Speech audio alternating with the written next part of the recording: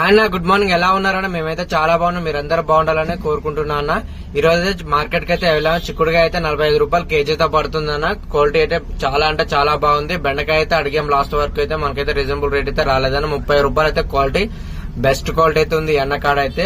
టమాటా అయితే కొద్దిగా అయితే రేట్ అయితే డౌన్ అయితే అయిపోయిందన్న. కేజీ అయితే 8 రూపాయలు అయితే పడుతుంది. టమాటా క్వాలిటీ అయితే బెస్ట్ క్వాలిటీ ఉంది. ఇంకా మా ఎర్లీ మార్నింగ్ కొద్దిగా అయితే ఇంకా తక్కువ అయితే ఉండొచ్చు అంట. మనమైతే ఎర్లీ మార్నింగ్ వెళ్ళలేదా, 10కి వెళ్ళినప్పుడు ఈ రేట్లు అయితే ఉన్నాయి. క్యాప్సికమ్ అయితే అడిగామన్నా 30 రూపాయలు కేజీ అయితే చెప్పారు. క్వాలిటీ అయితే బాగుంది. ఇక మనం 20 రూపాయలకి అడిగాము, అన్న వాళ్ళైతే మనకైతే వేయలేదన్న. క్యారెట్ అయితే అడిగాము 15 రూపాయలు కేజీ ఏమని చెప్పాము. అన్న అయితే 20 రూపాయలకి 1 రూపాయి కూడా తక్కువ రాదు. స్వీట్ అయితే చాలా అంటే చాలా స్వీట్ ఉందన్న, అందువల్ల అయితే రేట్ అయితే డౌన్ చేయలేదు. మనమైతే దొండకాయ అయితే అడిగామన్నా. దొండకాయ అయితే 30 రూపాయలు కేజీ అయితే చెప్తున్నారు. క్వాలిటీ అయితే చాలా బాగుందన్న. మిర్చి కూడా అడిగాము, క్వాలిటీ అయితే సెకండ్ క్వాలిటీ అయితే 30 రూపాయలు ఇస్తారు. ఫస్ట్ క్వాలిటీ అయితే 35 రూపాయలు అయితే చెప్తున్నారు. బటాన్ అయితే 40 రూపాయలు కేజీ అయితే చెప్పారన్న ఈ రోజు అయితే. ఇక అలానే బీన్స్ కూడా అడిగామన్నా. బీన్స్ అయితే మనకైతే 40 రూపాయలు అయితే చెప్తున్నారు. క్వాలిటీ అయితే చాలా అంటే చాలా బాగుంది బీన్స్ క్వాలిటీ అయితే. మన అన్నడు కూడా మన బండి మీద బీన్స్ అయితే వేయలేదన్న. తక్కువ రేట్లు ఏమైనా వస్తే వేద్దామని చూసాం, కానీ మనకైతే బీన్స్ అయితే వేయలేదు.